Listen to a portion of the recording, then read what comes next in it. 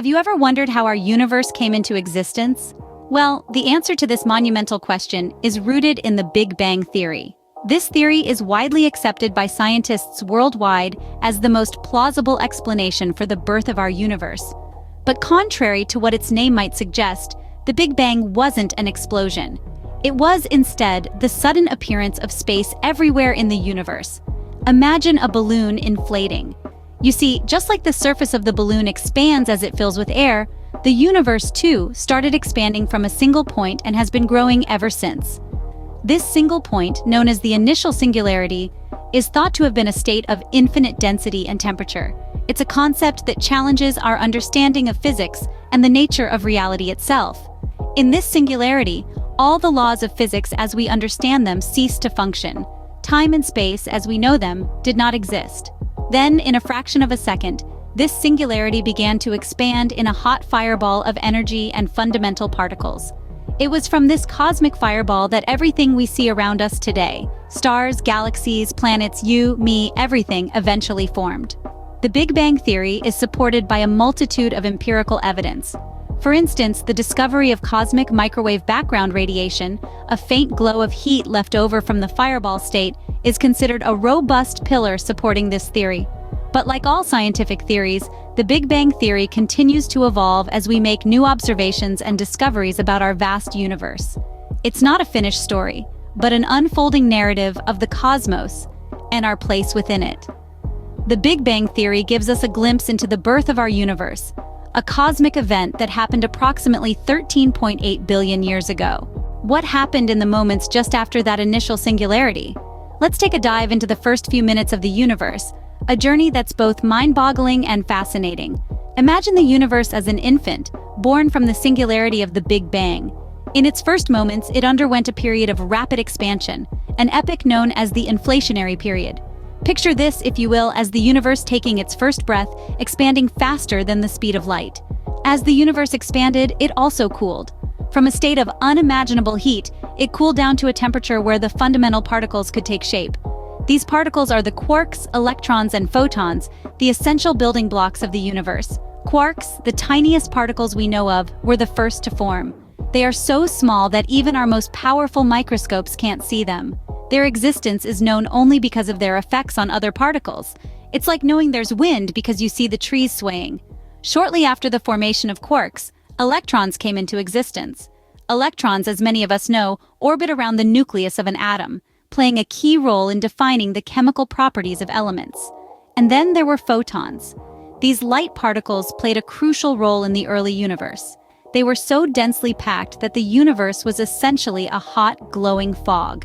From a soup of particles to the first atoms, how did we get there? A good question indeed. As the universe expanded, it began to cool. The heat that had been so intense in the initial moments after the Big Bang started to dissipate. This cooling process is crucial for the next step in our cosmic journey, the formation of atoms. Imagine a dense, hot soup of particles. This was what the universe looked like for approximately 300,000 years after the Big Bang. In this soup, particles were colliding with each other at high energies, creating a state of constant chaos. But as the universe expanded and cooled, these particles slowed down and started to combine. The first atoms to form were those of the simplest elements, hydrogen and helium. These two elements make up the majority of the universe's ordinary matter, even today. But how did these particles come together to form atoms? The answer lies in a process known as nucleosynthesis. In the early universe, nucleons, protons and neutrons, started to collide and stick together, forming atomic nuclei. This was the first step in nucleosynthesis. However, the universe was still too hot and dense for electrons to attach to these nuclei and form stable atoms. As the universe continued to cool, there came a point when it was no longer too hot for these electrons to join the party. This period, known as the epoch of recombination, saw electrons combining with atomic nuclei to form neutral atoms. It was at this point that the universe became transparent to light for the first time. The formation of these first atoms was a pivotal moment in the history of the universe. It set the stage for the formation of stars, galaxies, and everything else we see around us today. With the formation of atoms, the universe was on its way to developing the complex structures we see today. This was the first step in a long, fascinating journey that would ultimately lead to the universe we know and love today. The story of the universe, after all, is the story of atoms and their interactions. But what happened after these atoms formed? Well, we step into a time known as the Cosmic Dark Ages. A time so mysterious and profound, it's like the universe took a deep breath before its next grand reveal. Imagine a universe that is not yet twinkling with stars or swirling with galaxies. Instead, it's filled with a dense, almost impenetrable fog of hydrogen gas. So what was happening during this dark and foggy time? A whole lot of nothing, right? Not quite. You see, this was a period of slow and subtle transformation. The universe was quietly humming with activity beneath its serene exterior. The hydrogen atoms were not just floating aimlessly, they were drawn towards each other, slowly but surely, under the influence of gravity. Gravity, that silent puppeteer of the cosmos, was at work. It was gently pulling these atoms together, setting the stage for something extraordinary. These pockets of denser hydrogen gas, drawn together by gravity, were the seeds that would eventually sprout into the first galaxies and stars. So, why do we call this period the Cosmic Dark Ages? It's because there were no stars to light up the universe yet. The universe was still in its infancy, shrouded in darkness, a canvas waiting for the first brushstrokes of light. But this darkness was not a sign of emptiness or inactivity. Far from it. It was a time of quiet anticipation, a time when the universe was setting the stage for its next act. The hydrogen atoms, under the gentle pull of gravity, were slowly coming together, getting ready for the grand spectacle that was about to unfold. So, the Cosmic Dark Ages were not a time of inaction. They were a time of preparation, a time of gathering, a time of coming together. It was the universe's backstage where all the props were being set up, ready for the spotlight.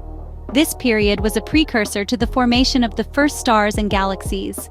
The universe was getting ready to shine, to burst into a symphony of light and color, and the Cosmic Dark Ages were the calm before this cosmic storm. How did the first stars and galaxies come into being?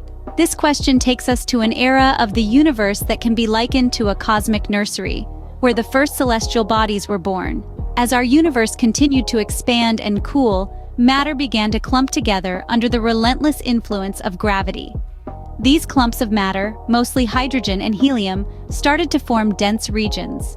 As these regions grew denser, they began to collapse under their own weight, triggering a process called gravitational contraction. This contraction led to an increase in pressure and temperature at the core of these dense regions. When the core temperature reached a few million degrees, a nuclear reaction ignited, leading to the birth of the first stars. These stars, composed primarily of hydrogen and helium, were behemoths, much larger than our sun. They burned brightly, illuminating the universe and ending the Cosmic Dark Ages. However, stars are not solitary entities. They like to cluster, forming galaxies. But how did that happen? Well, the same force that led to the formation of stars, gravity, was also responsible for the creation of galaxies. Gravity began to pull these early stars together, forming groups. Over time, these groups of stars evolved into galaxies, each with its own unique shape and size. Some took on a spiral shape, like our Milky Way, while others became elliptical or irregular. Each galaxy became a cosmic city, home to billions of stars, each with its potential planets, asteroids, and comets. The formation of stars and galaxies didn't just light up the universe, it also led to the creation of heavier elements. These stars acted as cosmic forges, fusing hydrogen and helium in their cores to produce heavier elements like carbon, oxygen, and iron. When these massive first-generation stars exhausted their fuel, they exploded in spectacular supernovae, scattering these heavier elements across the universe. The formation of stars and galaxies marked a significant evolution in the universe. They were not just celestial bodies shining in the vast cosmic ocean, but the architects of the universe as we know it, paving the way for the birth of planets and the emergence of life. From a singularity to the vast universe, how did we get here? Our journey has brought us from the Big Bang, through the formation of atoms, the Dark Ages, and the birth of stars and galaxies, to the present day. Today, the universe is a vast, ever-expanding expanse, a cosmic stage where the drama of celestial bodies plays out. In this grand cosmic theater, galaxies continue to dance away from each other. This isn't because they're being pushed, but because the stage itself is growing. The universe is expanding, a fact discovered by Edwin Hubble in the 20th century. This means that the distances between galaxies are increasing, like points on a stretching rubber band. And it's not just any expansion, it's an accelerated one. Dark energy, a mysterious entity constituting approximately 70% of the universe, is thought to be the driving force behind this acceleration. It's like a cosmic anti-gravity, pushing galaxies apart faster and faster. But what does this mean for the future of our universe? Well, based on our current understanding of physics, there are a few possibilities. If the rate of expansion continues to accelerate, we might end up with a big rip. This is a scenario where every structure in the universe, from galaxies to atoms, is eventually torn apart by the expanding space. Alternatively, if the universe's expansion slows down and reverses, we could face a big crunch. In this scenario, the universe would collapse back into a singularity, perhaps sparking another Big Bang and a new universe. Or maybe, the universe will continue expanding forever, growing colder and darker as stars burn out, a fate known as the heat death. Of course, these are all based on our current understanding, which is always evolving. New discoveries could drastically change our predictions about the universe's fate. The universe continues to evolve and change, a testament to the dynamic nature of the cosmos. Let's take a moment to reflect on our journey from the Big Bang to the present-day universe. We've traversed an incredible timeline, a journey that begins with a singular event of unimaginable intensity, the Big Bang. This colossal explosion, occurring around 13.8 billion years ago, set the stage for everything that exists today, giving birth to time, space, and energy. In the first few minutes after the Big Bang, the universe was a hot, dense soup of subatomic particles, a state of extreme conditions that our current understanding of physics can barely describe. As the universe expanded and cooled, these particles began to combine, forming the first atoms, predominantly hydrogen and helium. Then came a period we refer to as the cosmic dark ages. For hundreds of millions of years, the universe was a dark expanse, devoid of any stars or galaxies. During this time, gravity began to pull matter together into vast clouds of gas and dust. From these clouds, the first stars were born, their brilliant light piercing the darkness and signaling the end of the cosmic dark ages. These stars grouped together, forming the first galaxies, and over time, more stars and galaxies formed, creating the cosmic web of galaxies we see today. These galaxies are the building blocks of the universe as we know it. They're home to billions of stars, planets, and potentially life. Our own galaxy, the Milky Way, is but one of the estimated 2 trillion galaxies in the observable universe, a testament to the incredible scale and complexity of the cosmos. And here we are, in the present-day universe, a place of unimaginable scale, beauty, and complexity.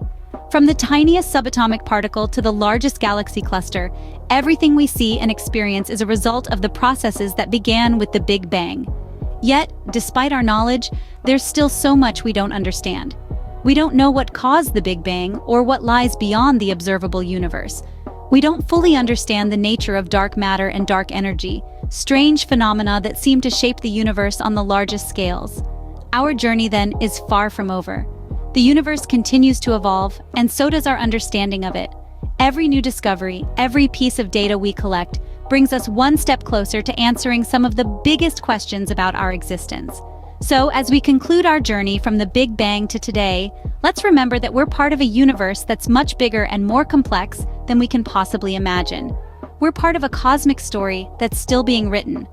Our understanding of the universe is still evolving as we continue to explore and unravel the mysteries of the cosmos.